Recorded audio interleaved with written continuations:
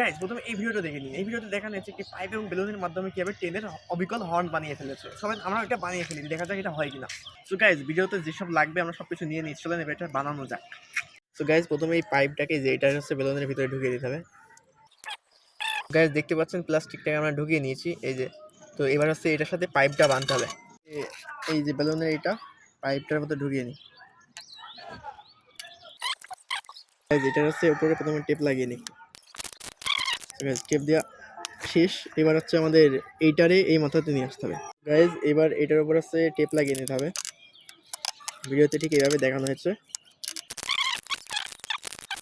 তো গাইজ দেখতে পাচ্ছেন আমাদের হচ্ছে হর্ন তৈরি হয়ে গেছে। তো দেখা যাক এটা চেক করে, যেটা হচ্ছে ট্রেনের হর্নের মতো শোনা যায় কিনা। তো আমি হাতটা ছেড়ে দিলে আওয়াজ হবে।